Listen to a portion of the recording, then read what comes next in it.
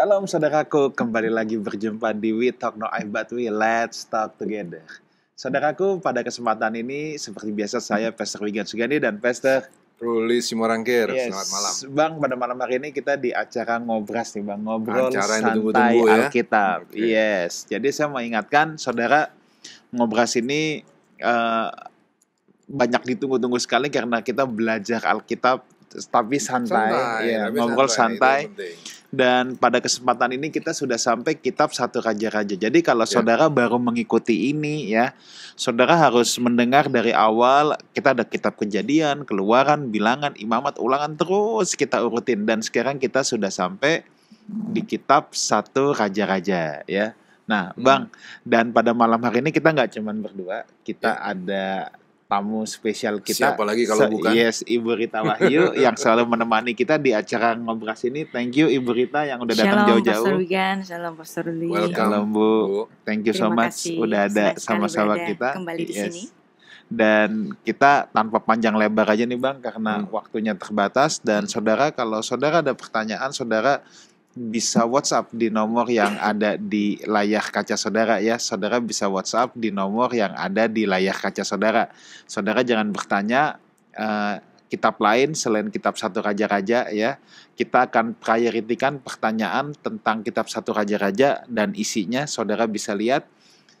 Dan saudara kirim pertanyaan lewat WhatsApp, jangan lewat YouTube atau lewat manapun juga. Dan sebelum kita mulai, saya ingin menyapa setiap saudara yang menyaksikan acara ini baik di YouTube maupun di MNC Live Channel. Saya ucapkan selamat bergabung dan kita siap belajar bersama-sama.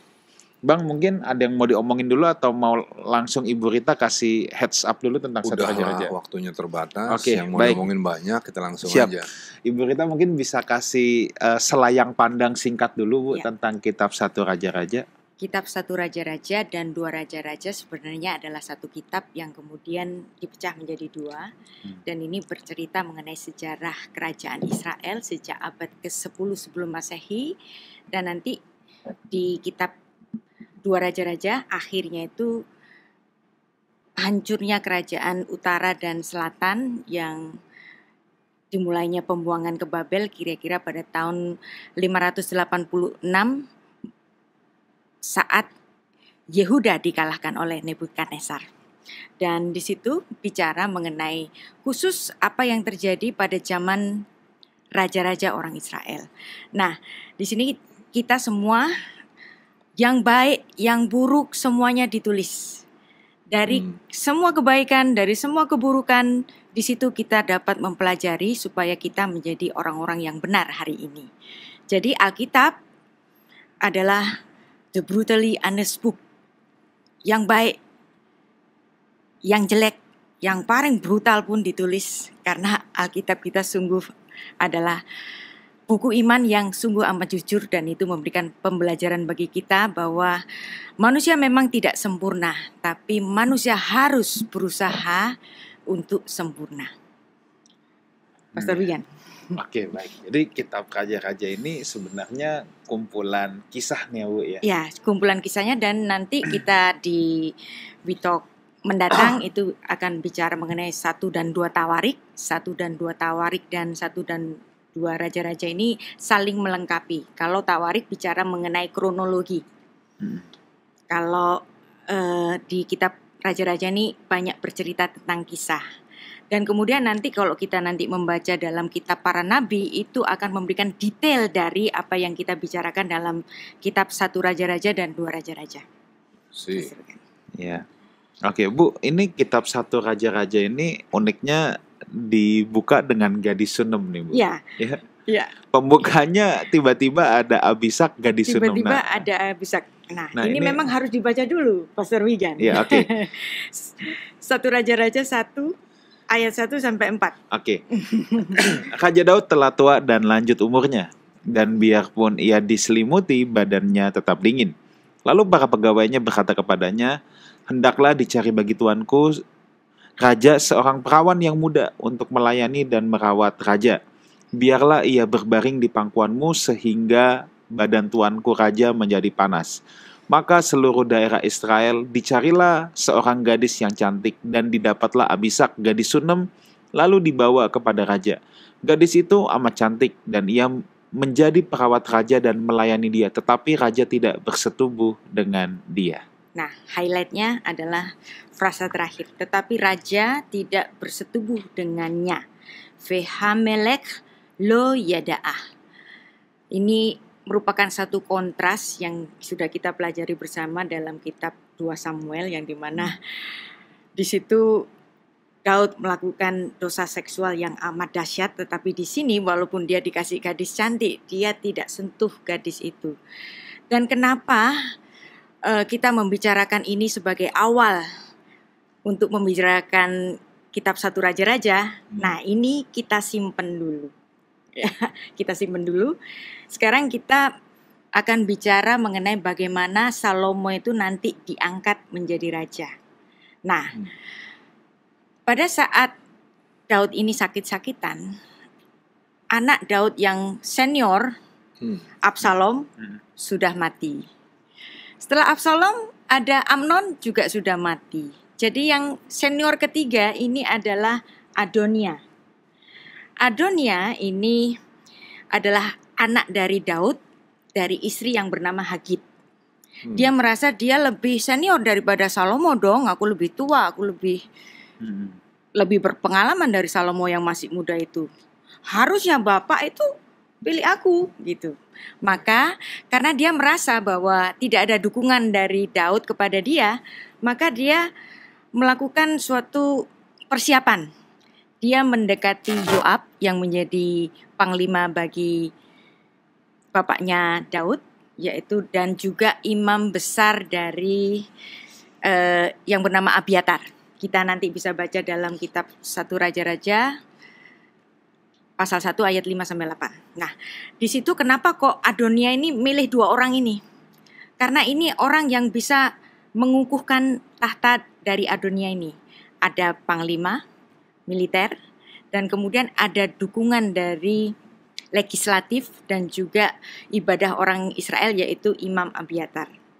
Nah, di situ dia mengangkat dirinya sebagai raja.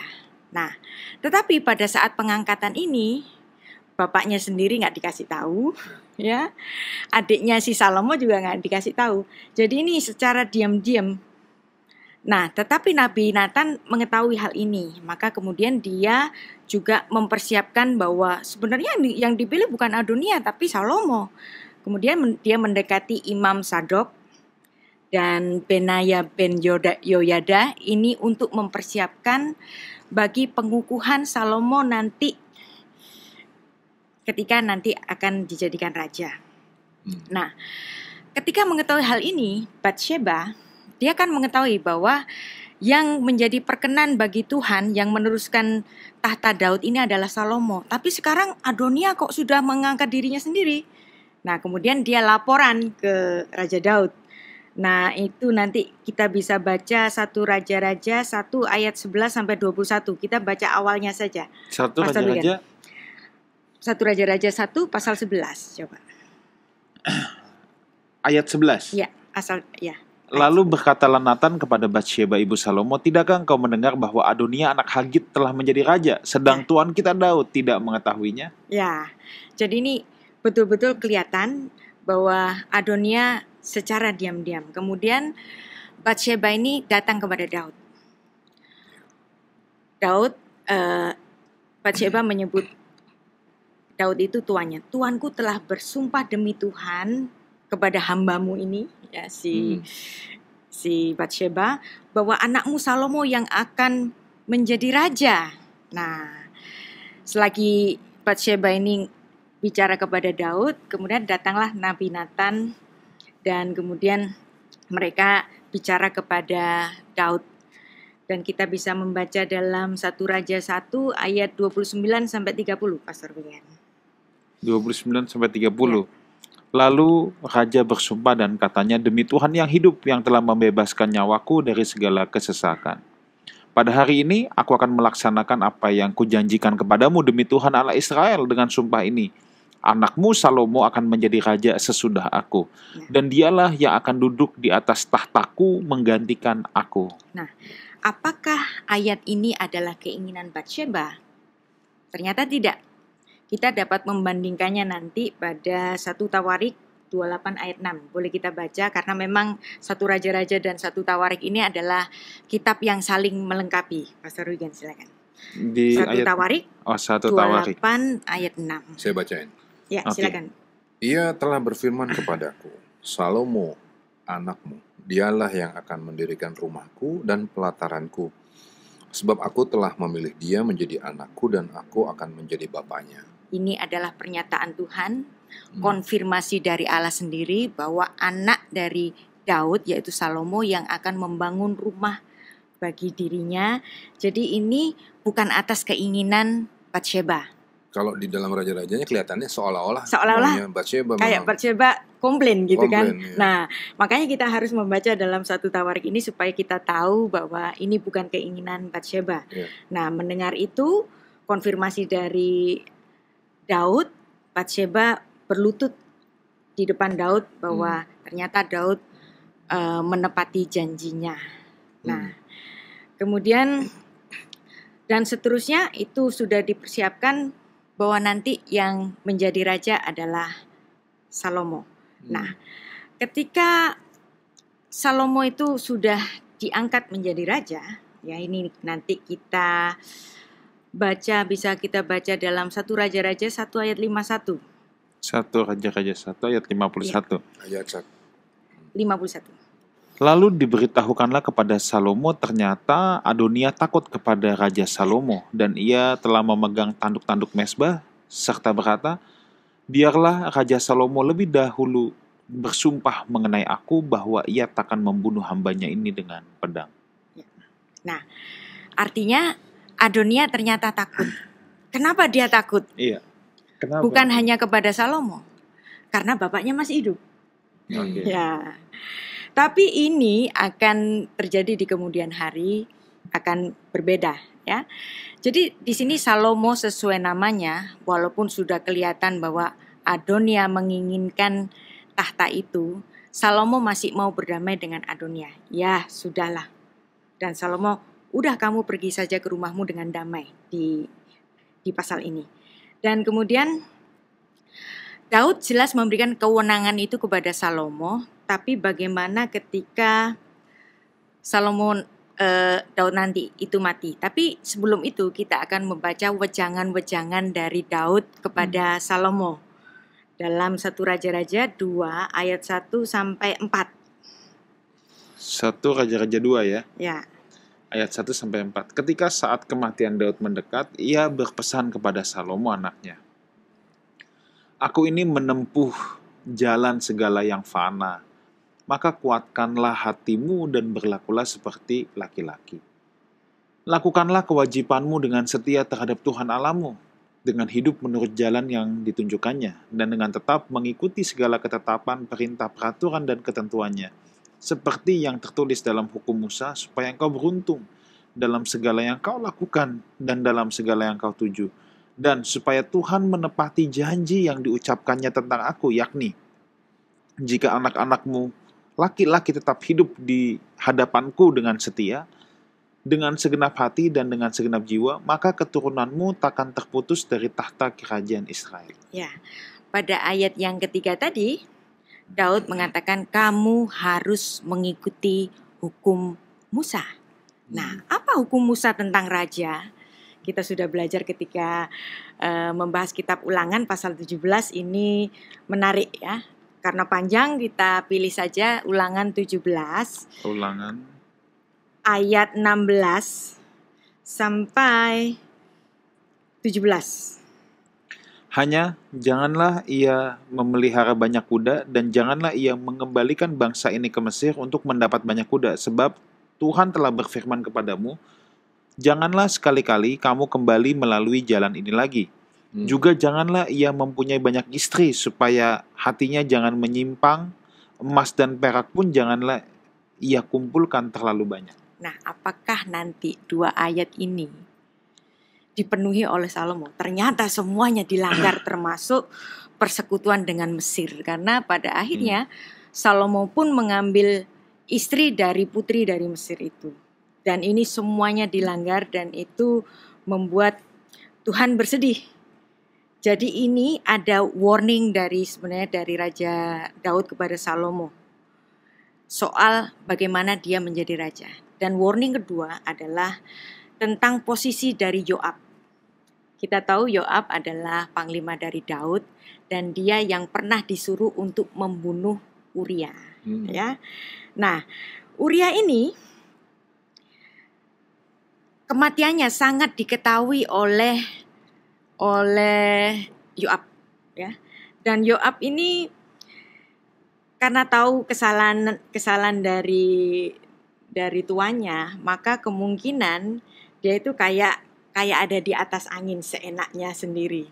Ada 2 kali pernah Daud itu mengganti Yoab ini, tetapi dua-duanya penggantinya itu dibunuh oleh Yoab. Dan Daud gak bisa apa-apa. Kenapa gak bisa apa-apa? Karena dia pernah memegang kunci dari kesalahan Daud. Jadi makanya kalau kita memiliki kesalahan dan kita merasa berhutang kepada orang yang merasa punya andil dalam hal itu, dia mungkin bisa menekan Daud dan itu Daud tidak bisa berbuat apa-apa. Dan warning ini bisa kita baca dalam 1 Raja-Raja 2 ayat 5. Bu, sambil dibacain. Iya.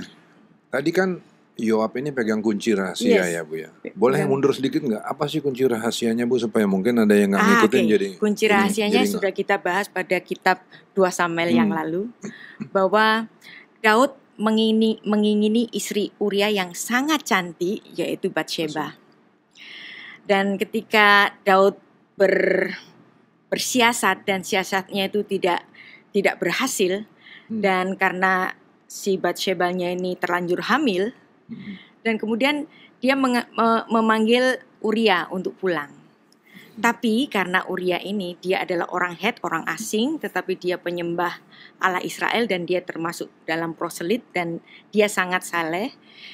Dia berperang melawan bangsa-bangsa di sekitar Israel dengan membawa tabut Tuhan, yang artinya itu adalah perang suci. Menurut ketentuan orang-orang Israel, kalau laki-laki sedang melakukan perang suci dengan melibatkan tabut Tuhan, maka dia nggak boleh tidur dengan perempuan. Tapi bisa Anda bayangkan, di dalam keadaan peristiwa perang seperti ini, Daud nyuri istri orang. Satu. Yang kedua, kemudian dia bersiasat, manggil Uria untuk pulang supaya tidur dengan istrinya. Urianya tetap dalam prinsipnya, aku sedang berperang suci. Aku nggak boleh tidur dengan istriku. Maka aku tidur di dalam tenda bersama-sama dengan para prajurit-prajuritku. Nah, di sini kemudian Daud siasatnya tidak berhasil supaya bayi yang di kandungan Batsheba itu supaya bisa diakui sebagai anak Uria. Sekarang Uria tidak mau tidur dengan istrinya. Artinya ini mau nggak mau harus ada plan B. Nah, plan B-nya ini jahat. Urianya harus mati. Urianya harus mati dan dia menulis surat kepada Yoab. Daud nulis surat kepada Yoab. Nah, itu kuncinya. Itu dia tuh yang jahatnya nih, parahnya nih. Nah, ini Uria nanti kamu taruh di peperangan yang paling dahsyat, kamu taruh di depan. Begitu dia ada di depan, kamu menarik mundur diri. Ya, supaya nanti dia mati dalam peperangan itu. Mulus kan? Enggak, bukan aku yang bunuh, dia mati dalam peperangan sebagai pahlawan bagi Israel. Cuman Yoab yang tahu ceritanya. Cuman Yoab yang tahu. Nah, saat itu Yoab kan kuncinya si bos gue pegang nih. Nah, dia bisa berbuat seenak-enaknya. Bahkan ketika dia berbuat kurang ajar, Daud ingin menggantinya 2 kali, penggantinya dua-duanya Daud bunuh. Ya. Nah, sekarang baru ayatnya tadi. Ayat yang kelima. Pelik bener ya. Ya, pelik bener. 1 Raja-Raja 2 ayat yang kelima ya, Bu ya. Dan lagi engkau pun mengetahui apa yang dilakukan kepadaku oleh Yoab anak Seruya, apa yang dilakukannya kepada kedua panglima Israel, yakni Abner bin Ner dan Amasa bin Yeter. Yes. Ia membunuh mereka dan menumpahkan darah dalam zaman damai seakan-akan ada perang, sehingga sabuk pinggangnya dan kasut kakinya berlumuran darah. Apa yang dilakukan oleh Yoab ini terhadap Abner dan Amasa? Bunuh.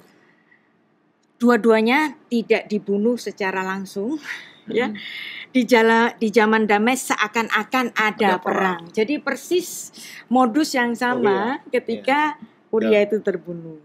Dan dalam keadaan ini Daud tidak dapat mengaccuse Yoab itu, kamu bunuh Amasa, kamu juga, bunuh gitu nanti Abner. Nanti si Yoab bilang, lu juga bos. Wow. Jadi di semasa Daud nggak bisa bikin apa-apa terhadap orang ini. Ya. Oke. Dan sekarang Salomo sudah dikasih warning. Dan sebenarnya Yoab ini adalah kemenakan Daud sendiri. Ya, Yoab ini adalah putra dari Zeruya, kakak perempuan dari Daud. Jadi masih saudara. Nah, tapi Daud di situ bilang maka bertindaklah dengan bijaksana. Iya. Kepada si Yoab, bertindaklah dengan bijaksana, gitu ya. Jadi tidak semena-mena juga. Jangan semena-mena juga. Jadi dengan perhitungan. Kalaupun sampai dia mati itu dengan perhitungan. Ya. Oke. Jadi tadi kenapa siapa tadi yang di pertama? Kenapa Adonia takut dengan Salomo? Karena Yoab ada di pihak Salomo? Enggak. Justru Yoab ada di pihak Adonia. Oke. Karena Daud masih hidup. Sekarang kita bicara mengenai kematian Daud dalam 1 Raja-Raja 2 ayat 10 sampai 12. Ini bisa kita baca. 10 sampai 12 ya. 1 Raja-Raja 2. Kemudian Daud mendapat perhentian bersama-sama nenek moyangnya dan ia dikuburkan di kota Daud. Dan Daud memerintah orang Israel selama 40 tahun di Hebron. Ia memerintah 7 tahun. Dan di Yerusalem ia memerintah 33 tahun. Salomo duduk di atas tahta Daud ayahnya dan kerajaannya sangat kokoh. Nah, jadi ini adalah bahasa perjanjian lama mengenai kematian orang Israel. Orang Israel kalau mati itu ditulis berhenti bersama-sama dengan nenek moyangnya. Apa sih nenek moyang? Siapa sih nenek moyang dari bangsa Israel ini? Dan ini accusation, jadi tuduhan dari orang Kristen kepada Yahudi. Kita biasanya menuduh orang Yahudi itu tidak mengerti konsep surga dalam perjanjian lama. Ya, dianggapnya perjanjian lama itu nggak ngerti konsep surga. Memang konsep surga dalam perjanjian baru itu akan lebih jelas, tapi bukan berarti di perjanjian lama itu tidak ada konsep surga. Maksud dari perhentian bersama-sama dengan nenek moyangnya bukan berarti orang Israel nggak ngerti mati itu mau kemana. Kita sudah belajar saat anaknya Daud itu mati, Daud bicara apa? Nanti aku yang pergi kepadamu. Ya, yang artinya ada kehidupan setelah kematian dalam pemikirannya Daud. Demikian juga konsep yang ditulis dalam 1 Raja-Raja 2 ayat 10 ini. Dan kemudian ditidurkan bersama-sama dengan nenek moyangnya. Ini kemudian muncul satu istilah dalam Judaism yang kemudian juga dikutip oleh Tuhan Yesus, yaitu apa? Istilah di pangkuan Abraham atau di dada Abraham secara harfiahnya. Kenapa ada istilah di dada Abraham? Karena Abraham itu adalah nenek moyangmu dan dia kalau mati itu karena dia sahabat Allah, dia pasti bersama Allah. Gitu kan? Jadi artinya kalau nanti mati kamu nanti bersama-sama dengan Abraham. Jadi perhentian bersama nenek moyang di sini bukan berarti orang-orang Israel dalam perjanjian lama nggak ngerti konsep surga atau konsep dunia kematian, tetapi itu hanya satu istilah dalam sastra Ibrani saja. Nah, jadi kalau orang Yahudi mengatakan, pergilah kepada Abraham, bapakmu. Artinya apa? Orang itu membiarkan misalnya ibunya yang sudah tua atau bapaknya yang sudah tua itu, susulah Abraham. Dia sekarang bersama-sama dengan Bapa di surga. Karena mereka juga menyebut Allah Bapa itu sebagai Avinu, ya, Melek Haolam. Jadi kalau Abraham itu ada di surga, maka tentu saja keturunan Abraham ada di surga. Dan ini juga dikutip oleh Tuhan Yesus bukan hanya dalam kisah Lazarus dan orang kaya itu, juga ada di dalam Matius 8 ayat 11. Pastor Wigan. Berapa tadi?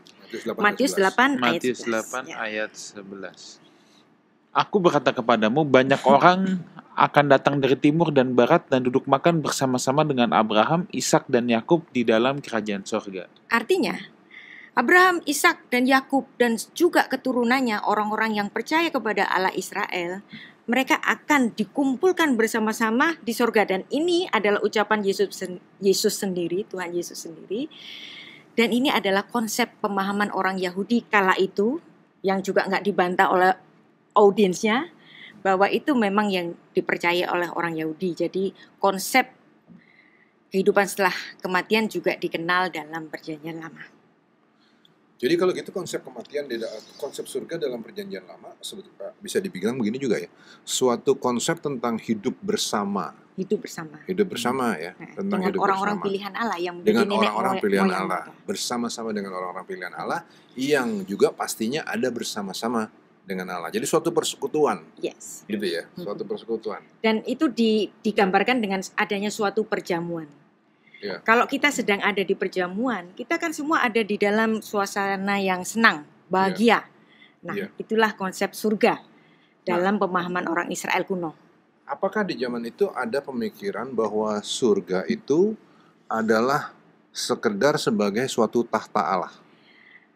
Kalau kita membahas tentang kesaksian dari Rasul Paulus, Ya. ketika dia diangkat ke surga, ke langit ketiga, dia tidak mengatakan surga, tapi Ya. langit ketiga. Ya. Kenapa mengatakan langit ketiga? Dalam bahasa Ibrani, kata langit dan surga Ya. itu adalah kata yang sama, shamayim. Shamayim. Ya. Langit lapisan pertama, tempat burung-burung di udara ini Sky sky, Ya. ya, yang kita lihat. yang kita lihat. Mereka terbang itu, nah itu sky. Itu langit pertama. Langit kedua adalah planet-planet, bulan, bintang, matahari, Universe. universe. Ya, Yes. alam semesta. Dan kemudian langit ketiga, Shamayim Hashamayim, itu adalah tahta Allah. Jadi orang Yahudi sangat tahu bahwa ada surga, tempat tahta Allah yang mereka sebut sebagai tahta ketiga. Kenapa selalu angka 3? Karena buat orang Yahudi angka 3 itu adalah angka suci, angka kesucian, angka Tuhan. Maka langit ketiga, Shamayim Hashamayim, itu adalah tahta Allah. Oke, tahta Allah. Nah, kemudian kan banyak juga orang berpikir yang zaman sekarang bahwa ketika terjadi kematian maka mereka akan berkuasa di tahta Allah itu. Karena mereka adalah anak-anak Allah, diangkat sebagai anak-anak Allah. Oke. Dan konsep orang Yahudi mereka juga mengatakan bahwa kami juga anak-anak Allah. Oke. Ya. Oke. Tapi kalau itu dikaitkan dengan kuasa yang Tuhan kasih kepada Adam untuk berkuasa di bumi, apakah kemudian itu juga berarti bahwa yang ditugaskan kepada manusia, apalagi setelah penebusan, untuk menghadirkan surga di bumi? Itu sangat jelas karena memang sedianya manusia itu diciptakan tidak untuk mati. Tapi kenapa manusia itu mati? Karena manusia jatuh dalam dosa yang upahnya mati. Ya, oke. Jadi menarik juga ya. Malam ini saya juga jadi baru belajar nih, Bu. Berarti surga itu adalah suatu konsep tentang kebersamaan dengan Allah. Dalam suatu perjamuan yang indah, itu bisa dimulai sejak di bumi sampai nanti di dalam kekekalan. Itu ya. Karena konsepnya selalu persekutuan. Nah, kenapa ada 7 hari raya? Angka 7 adalah angka pengampunan. Di dalam hari raya selalu ada persekutuan, di mana imam besar itu mengucapkan doa-doa syafaat bagi orang Israel. Nah, di situ dianggap sebagai gambaran persekutuan, yang dimana Tuhan tidak bisa berhubungan langsung dengan manusia, masih ada barrier. Tapi pada saatnya nanti mereka akan bersama-sama dijamu di tahta Allah. Pengertian ini jadi menarik, Pastor Wigan, karena surga itu bukan cuma sekedar nanti pada saatnya, tapi bisa dimulai sekarang. Makanya Tuhan kan mengatakan kerajaan surga ada di antara kamu. Tapi kan waktu itu Tuhan bilang bahwa kerajaan surga akan segera datang. Karena itu pada saat dia bicara, setelah dia mati dan naik ke surga kan sudah dihadirkan. Dan pada saat Yesus melayani itu sebenarnya sudah menghadirkan. Oke, baik. Jadi 2 Korintus 12 ayat 2, konsep tentang langit ketiga, Trito Uranu, itu adalah tempat Allah bertata. Oke. Oke. Tampaknya kita mesti Ya, kembali lagi ke lagi. raja-raja. Ya, Ya, kita ke harus kembali. raja-raja nih. Bu, oke, saya mau kembali ke Ya. satu Raja-Raja 2 ya. Ini kalau kita baca terus, yang seru ini adalah Adonia ini menghadap mau minta gadis Sunem yang Ya. dulu Ya. tungguin dulu. Nah, ini ya, Dan Salomo marah kan dia. Salomo marah. Nah, ini gimana? Bu? Kita tidak akan mengerti kalau kita belum membaca tentang kup yang dilakukan oleh Absalom kepada Daud. Nah, Oke. ketika Absalom itu merebut tahta Daud, Kudeta ya. kudeta, Iya. dan Daudnya itu memilih pergi, Hmm. tidak berada di Yerusalem. Absalom tidur dengan semua harem-harem raja. Hmm. Itu adalah suatu pertanda di dalam masyarakat Semit. Orang yang tidur dengan harem-harem raja, maka dialah yang menjadi raja setelah itu. Itu memang kebiasaan di zaman Ya, kebiasaan di zaman itu, dan di situ Absalom mengukuhkan dirinya sebagai raja Israel. Tapi di mata orang-orang Israel, di mata rakyat Israel, Absalom tidak pernah menjadi raja. Yang menjadi raja tetap Daud, walaupun dia mengasingkan diri. Oke. Ya. Hmm. Nah, ini Adonia kemudian memanfaatkan kenaifan dari Batsheba. Hmm. Nah, tentu saja Daud mewariskan kekayaan kerajaan itu kepada Salomo, Iya. termasuk juga harem-haremnya. Iya. Harem-haremnya tentu saja banyak, Iya. bukan hanya puluhan tapi bisa ratusan. Ya, nah kemudian Adonia minta satu aja. Kenapa kok dia berani minta satu? Karena bapaknya sudah mati. Dan yang diminta yang itu. Yang diminta yang itu, Iya. yang bekasnya dari bapaknya itu, Iya, yang nggak disentuh. pernah disentuh oleh bapaknya sendiri. Oke. Itu yang diminta. Hmm. Nah, kemudian dia memanfaatkan Hmm. kenaifan si Batsheba. Hmm. Dia ngomong ke Batsheba, aku pengen menikahi gadis Sunem itu, si Abisak.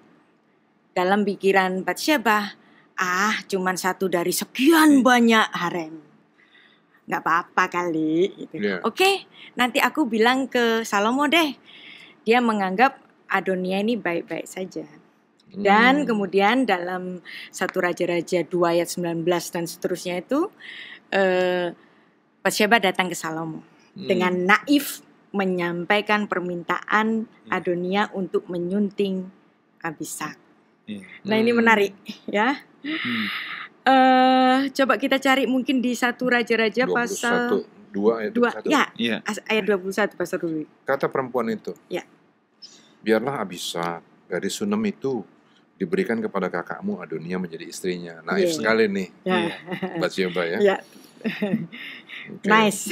Ya, tapi Raja Salomo menjawab Heeh. ibunya, mengapa engkau meminta hanya Abisak, gadis Sunem itu, untuk Adonia? Minta jugalah untuknya kedudukan raja.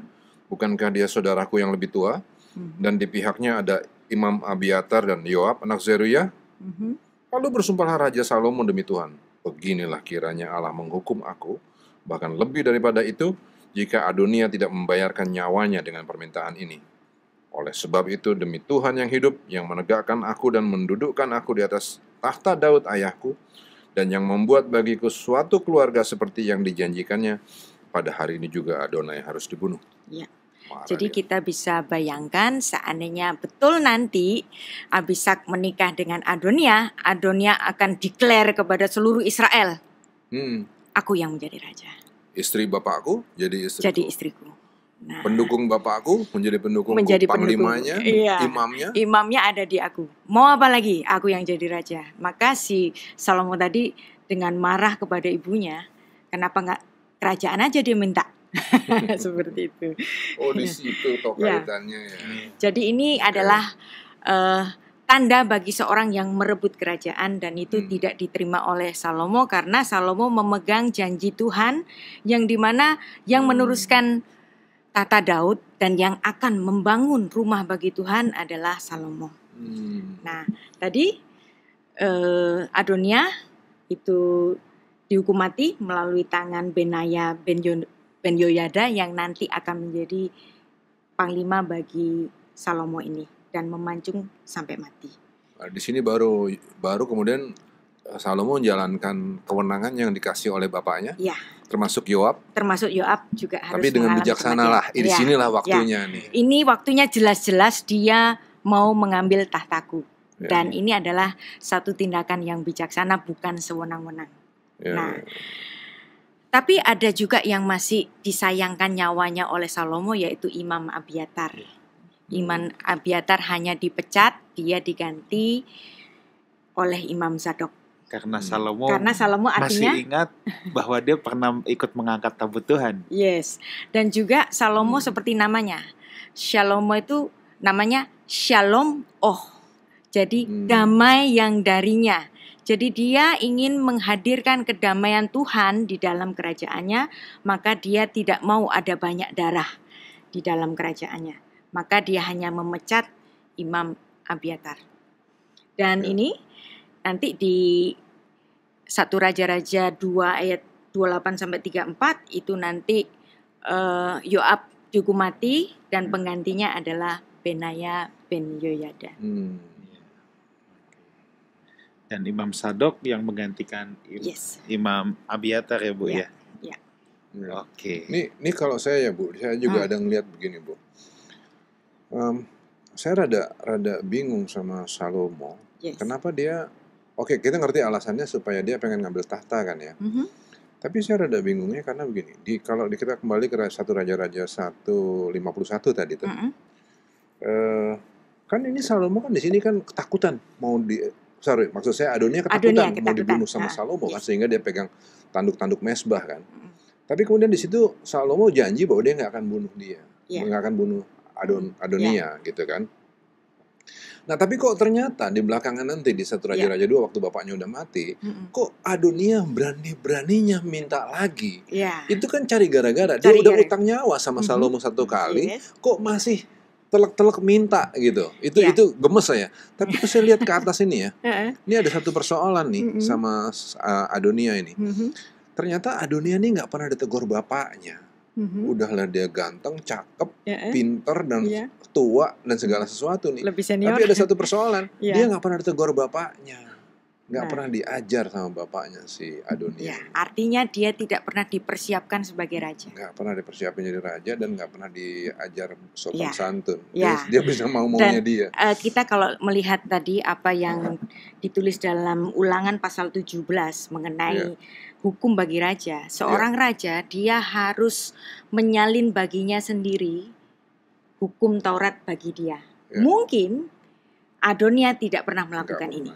Sehingga itu juga menjadi satu penilaian bagi Daud bahwa dia tidak siap untuk menjadi raja. Karena seorang raja itu juga menjabat sebagai imam menurut peraturan Melkisedek, maka dia harus tahu betul tentang hukum Torah dan dia harus menyalin dengan tangannya sendiri hukum Torah itu. 1 Raja-Raja 1 ayat 6. Selama hidup Adonia, ayahnya belum pernah menegur dia dengan ucapan, "Mengapa engkau berbuat begitu?" Ya, artinya Adonia ini perangainya nggak baik. Dan bapaknya nggak pernah menegur. Nggak pernah nyiapin dia untuk jadi raja. Jadi karena perangainya nggak baik juga, jadi nggak pernah itu bisa jadi. Raja. Jadi seandainya kita sebagai orang, kok aku nggak pernah disapa sih sama si itu, kita harus introspeksi diri. Apakah aku pribadi yang menyenangkan bagi dia atau aku pribadi yang nyebelin buat dia? Kalau kita memang orang yang nyebelin, berubahlah gitu. Jadi ada satu message lagi yang mungkin kesimpan di sini, Bu. Bahwa sejak zaman ini pun, zaman purbakala Israel ini, yang dicari adalah karakter ya. Karakter yang pas untuk jadi raja. Adonia nggak punya karakter itu, tapi Salomo punya itu kan. Nah, dan pemimpin Israel tidak selalu harus anak yang lebih tua kan. Ini karakter, jadi lihat dari karakternya. Nah ini nanti kemudian seharusnya ini yang dilanjutkan di dalam kekristenan ya Bu. Mencari karakter, bukan cuma mencari orang beragama ya Bu. Ini memang Raja-Raja. 1 Raja-Raja 1 dan 2 tentang suksesi ini sangat menarik sekali ya. Nah, mungkin Ibu ada lihat kisah lain yang menarik juga Bu, yang bisa kita bahas Bu? Harus kita bicara tentang kebijaksanaan Salomo. Oh iya, 1 Samuel 3 ya. Nah, ini menarik sekali bahwa Salomo Dia hidup abad ke-10 sebelum Masehi dan dia adalah orang yang berhikmat. Kalau dia adalah orang yang berhikmat, tentu saja dia seorang pemikir. Kalau ada pemikir hebat pada abad ke-10 sebelum Masehi, dan kemudian muncul pemikir hebat pada abad ke-6 sebelum Masehi di Yunani namanya Thales. Saya tanya, manakah yang lebih dahulu, filsafat Yahudi atau filsafat Yunani? Gampang jawabnya, Bu. Iya. Nggak mungkin nggak. Nggak mungkin nggak? Pasti ya. Yahudi. Apalagi kalau kita membaca apa yang ditulis oleh Bapak Gereja Eusebius. Ya. Dia mengutip tulisan dari Theophrastus of Eresos, murid dari Aristoteles. Theophrastus of Eresos itu menyebut Jews a nation of philosophers. Choose a nation of philosophers. Nah, atau Jews a philosopher by race. Ya, itu perkataan dari Theophrastus of Eresos, murid dari Aristoteles. Jadi di sini artinya pemikir Yunani pun mengakui keunggulan filsafat Yahudi. Dan bukan hanya ditulis di kitab Bapak Gereja Eusebius, tapi juga ada di dalam tulisan Josephus dalam Against Apion. Bicara mengenai bahwa Israel, Yahudi adalah bangsa, kaum pemikir, kaum filsuf. Dan kita membaca di sini, kenapa kok bisa orang Israel sebagai bangsanya kaum filsuf? Yang pertama tentu saja kehadiran Musa. Ya. Musa sebagai guru besar bagi semua nabi-nabi di Perjanjian Lama. Dan juga permintaan Salomo sendiri yang tidak meminta kekayaan, dia meminta ilmu filsafat kepada yang empunya ilmu filsafat, yaitu Tuhan sendiri. Kita baca dalam 1 Raja-Raja 3 ayat 4. Ayat 4 ya panjang sekali kalau kita baca sampai 15, tapi kita coba ayat 4 dulu. Kita pilih-pilih nanti. Oke, pada suatu hari raja pergi ke Gibeon untuk mempersembahkan korban. Ke Gibeon. Sebab disitulah bukit pengorbanan yang paling besar, 1000 korban bakaran dipersembahkan Salomo di atas mezbah itu.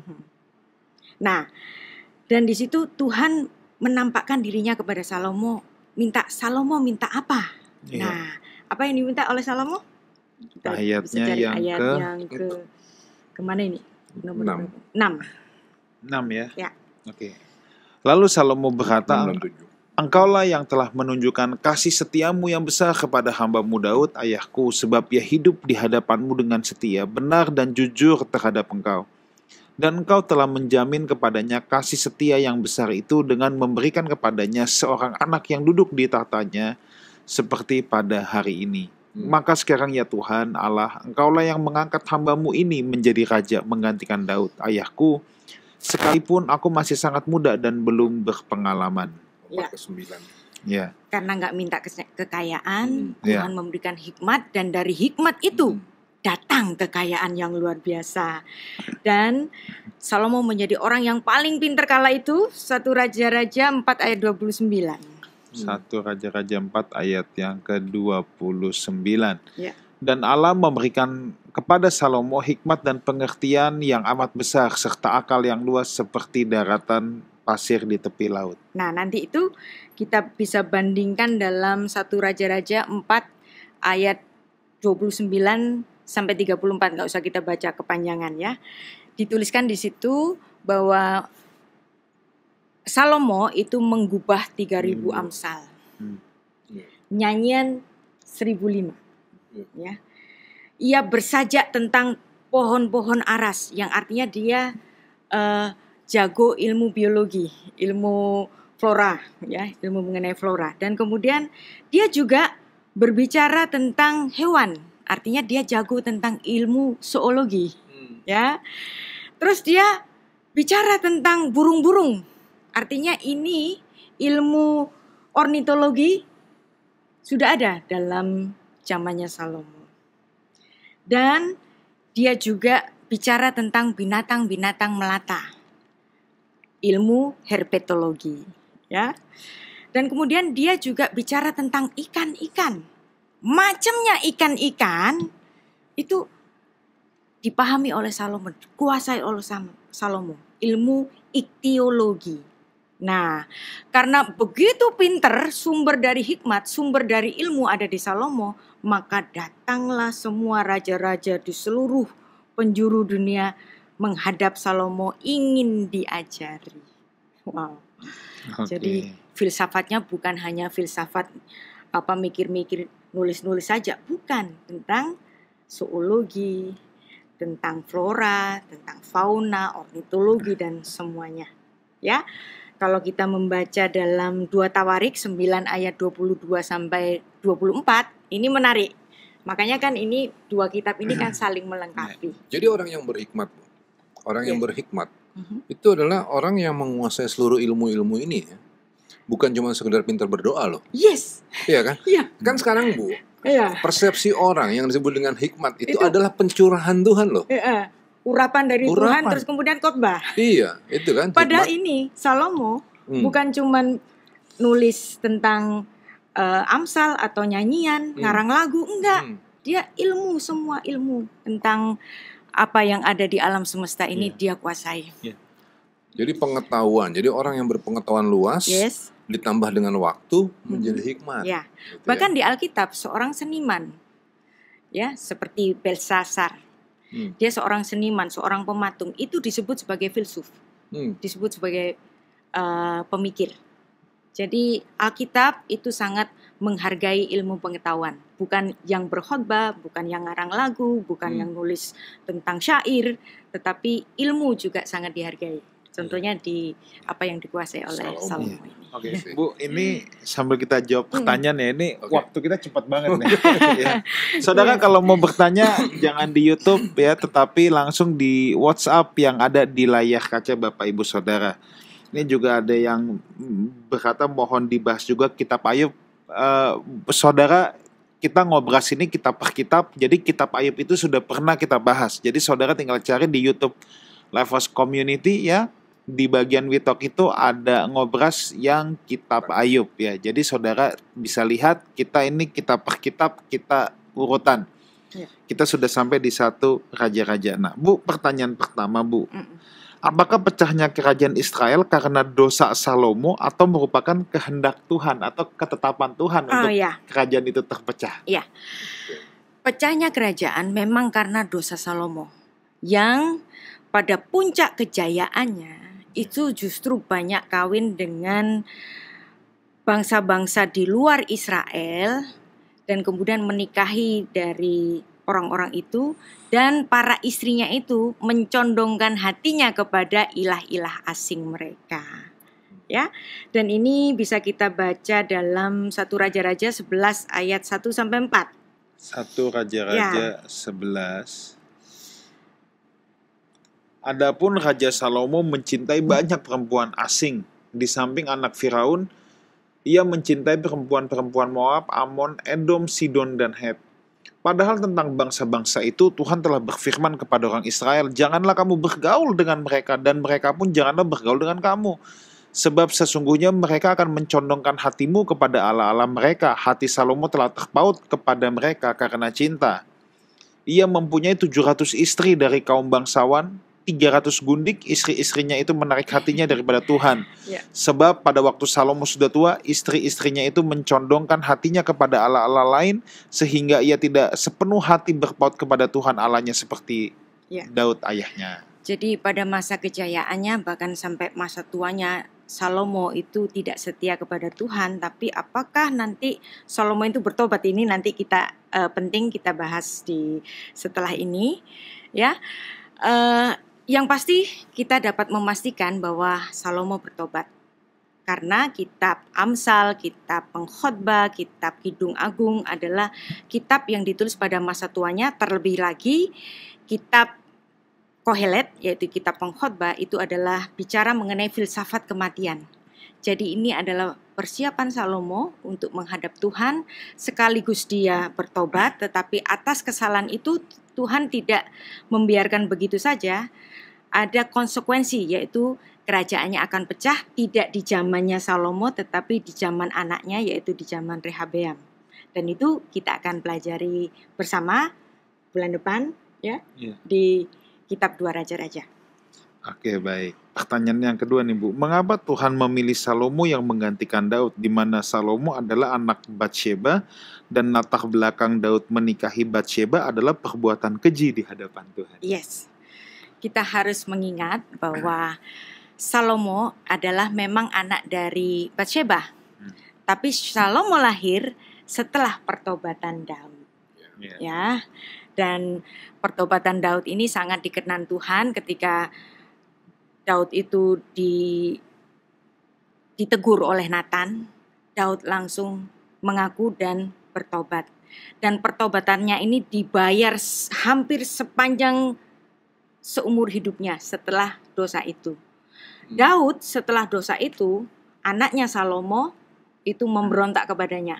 Bapak gue nih melakukan kesalahan, dia nggak cocok jadi raja. Maka kemudian Absalom merebut tahtanya itu. Apa yang dilakukan oleh Daud? Untuk mengalahkan Salomo gampang, ya. Mengalahkan Absalom gampang. Daud dari tangannya sendiri 10.000 musuh mati. Tetapi ketika dia berhadapan dengan Absalom, Daud memilih mengasingkan diri. Maka kalau Anda membaca nanti dalam kitab Mazmur, ketika Daud itu dikejar-kejar musuhnya, dia bukan bercerita orang lain, tetapi dia bercerita tentang Absalom. Yang dimana dia mendapat ancaman pembunuhan dari anaknya sendiri. Nah, di situ Daud membayar pertobatannya dan kesengsaraannya hampir sepanjang hidupnya. Sampai Absalom itu mati. Nah, anak-anak Daud yang terdahulu, Absalom mati, kemudian Abnon juga mati, ya.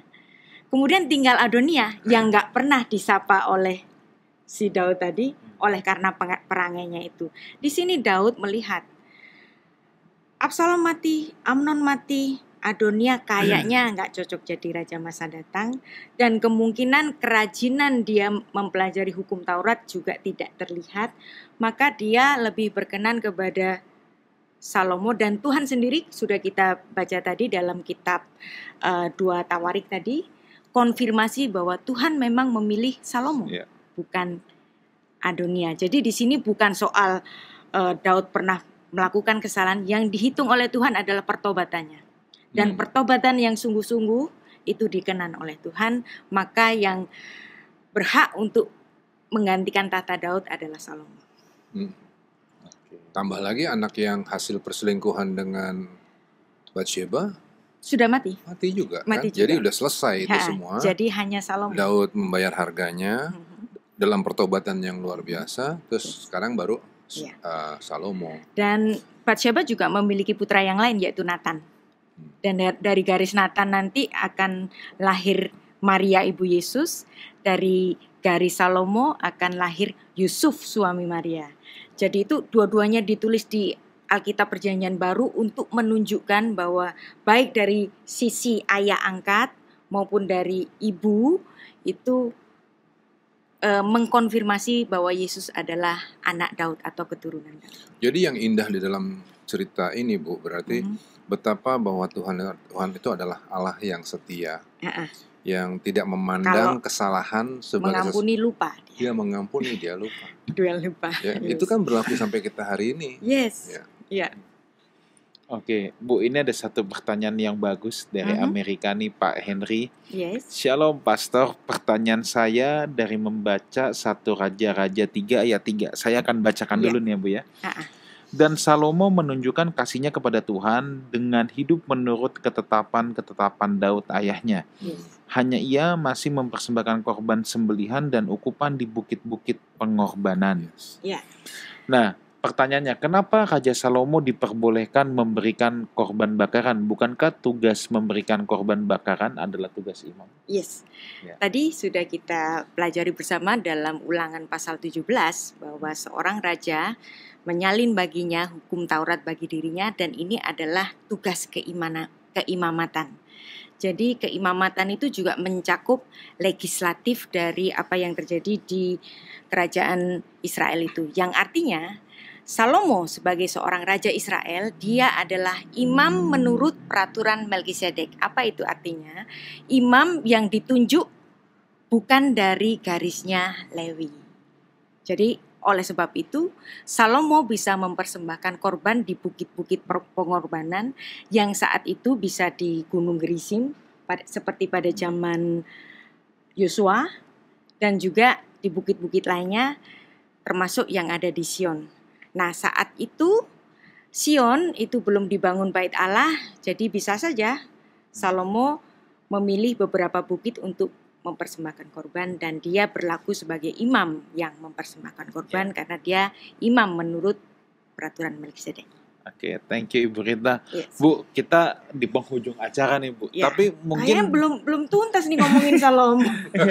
nah, mungkin ada satu hal lagi nggak yang Ibu ingin sampaikan deh tentang satu raja-raja ini secara singkat aja. Secara singkat ya. Ya. Kita selalu diperhadapkan dengan kisah mengenai kejatuhan Salomo. Dan kita menganggap Salomo kayaknya nggak bertobat deh. Iya. Tapi kita harus mengingat bahwa kasih Tuhan yang menyebut Salomo sebagai Yedidiah yang dikasihinya, dan itu juga seperti apa yang diucapkan oleh Tuhan sendiri dalam 2 Samuel 7 ayat 14-15. Ini adalah ucapan Tuhan kepada Salomo. Ini penting bahwa Tuhan selalu memberikan waktu bagi orang-orang yang pernah berdosa untuk melakukan pertobatan. Kita baca bersama. 2 Samuel berapa Bu tadi? 2 Samuel 7 ayat 14-15. 7 ya, 14. Oke. Aku akan menjadi bapaknya dan ia akan menjadi anakku. Apabila ia melakukan kesalahan, maka aku akan menghukum dia dengan rotan yang dipakai orang dan dengan pukulan yang diberikan anak-anak manusia. Tetapi kasih setiaku tidak akan hilang daripadanya, seperti yang kuhilangkan daripada Saul, yang telah kujauhkan dari hadapanmu. Nah, ayat ini menjadi konfirmasi bahwa Tuhan tetap menyayangkan jiwa Salomo. Maka selalu ada waktu bagi Salomo untuk bertobat, dan itu bisa kita buktikan dalam 3 kitab Salomo yang ditulis oleh Salomo. Dan itu yang paling penting tentang filsafat kematian yang dia tulis, dan dia menulis namanya sendiri di situ. Biasanya kan penulis Alkitab itu jarang menulis namanya. Di sini dia mengkonfirmasi bahwa dia adalah yang menulis. Pengkhotbah 1 ayat 1. Pastor Wigan. Pengkhotbah 1 ayat 1. Inilah perkataan pengkhotbah anak Daud raja di Yerusalem. Ya, artinya ini adalah memang tulisan dari Salomo. Dan ayat 12 di pasal yang sama. Aku pengkhotbah atas raja atas Israel, adalah raja atas Israel di Yerusalem. Itu konfirmasi. Dia adalah anak Daud dan dia adalah raja Israel. Tidak bisa tidak, yang menulis adalah Salomo. Nah, di masa tuanya ini dalam khotbah pasal 12 ayat 1 itu adalah ungkapan dari persiapan dia menghadap Yang Maha Kuasa pada masa kematian, sebelum kematiannya. Oke, baik. Itu ya Bu ya. Ya, ingatlah Pengkhotbah 12 ayat 1. Ingatlah akan penciptamu pada masa mudamu, sebelum tiba hari-hari yang malang dan mendekat tahun-tahun yang kau katakan, tak ada kesenangan bagiku di dalamnya. Ya. Dan kalau kita memandang lagi, Salomo tadi itu sudah melanggar semuanya, termasuk mengumpulkan istri-istri. Tapi yang menarik di kitab Pengkhotbah pasal 9 ayat 9 nanti kita baca, itu adalah satu pertobatan Salomo yang sangat luar biasa. Nggak ada womanizer seperti Salomo. Istrinya 1000. Nah, angka 1000, 700 tambah 300 itu 1000. Bagi gematria orang Yahudi itu adalah angka yang tak terhingga. Ya. Jadi dia bisa memiliki siapa saja untuk jadi istrinya dan itu tak terhingga. Dan di sepanjang perjanjian lama itu nggak ada loh larangan poligami. Wow. Tapi kalau Anda lihat dalam Judaism, orang-orang Yahudi hari ini, meskipun di Perjanjian Lama itu tidak ada larangan untuk poligami, tetapi mereka prefer poligami. Ini menarik. Nggak dilarang tapi prefer. Prefernya itu dari ajaran siapa? Ini justru dari ajaran Raja Salomo. Pengkhotbah 9 ayat 9. Nikmatilah hidup dengan istri yang kau kasihi seumur hidupmu yang sia-sia, yang dikaruniakan Tuhan kepadamu di bawah matahari, karena itulah bahagianmu dalam hidup dan dalam usaha yang kau lakukan dengan jeripaya di bawah matahari. Nah, ini juga pertobatannya, wujud dari pertobatannya. Mereka prefer monogami. Ya, mereka prefer monogami. Oke. Kalau ayat ini kita baca dalam bahasa Indonesia atau dalam bahasa Inggris, itulah yang saya sering katakan sebagai lost in translation. Yeah. Kalau saya boleh menerjemahkan, nikmatilah hidup bersama satu istri yang kau kasihi seumur hidupmu. Yang hevel ini, yang singkat ini, ya. Bahasa Ibraninya re'echayim im isha asher ahavta. Nah, kata isha ini dalam bentuk singular berarti pandanglah kehidupan bersama satu istri masa mudamu. Jadi bukan istri mudamu, istri yang kau cintai sepanjang hidupmu ini. Bukan istri-istri, bukan plural, tetapi singular. Dan ini menjadi tatanan, menjadi suatu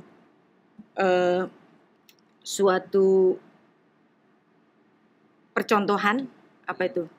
Teladan ya. Teladan bagi orang-orang Israel bahwa ternyata istri banyak tidak menimbulkan kebahagiaan bagi Salomo. Bahkan Salomo sendiri tidak menemukan istri seperti Boas kakeknya yang mendapatkan Rut.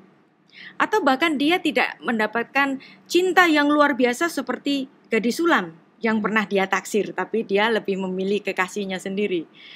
Salomo di masa tuanya, aku punya istri 1000, tapi aku gak punya loh luxury seperti yang Boas punya.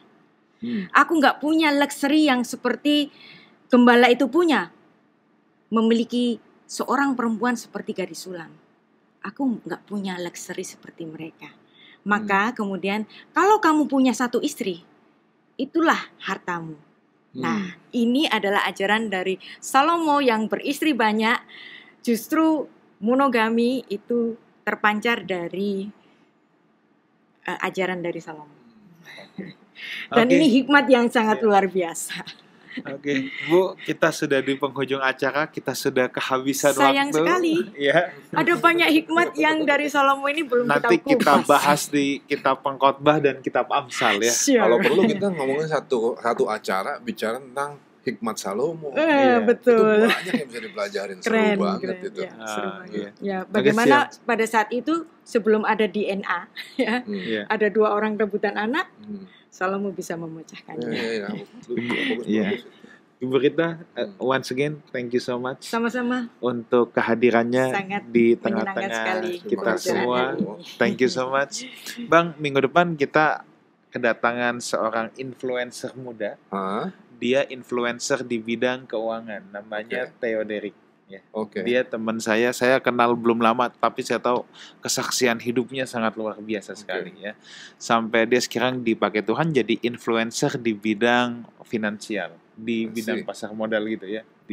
Dia seorang yang cinta Tuhan, bukan berasal dari latar belakang yang enak-enak saja, hidupnya penuh dengan pergumulan, pokoknya kesaksiannya luar biasa. So, jangan kemana-mana. Once again, thank you Ibu Rita atas Sama-sama. kebersamaannya. Tuhan berkati. Saudara, sampai jumpa minggu depan di acara We Talk No I But We Let's Talk Together. God bless you. God bless. Shalom.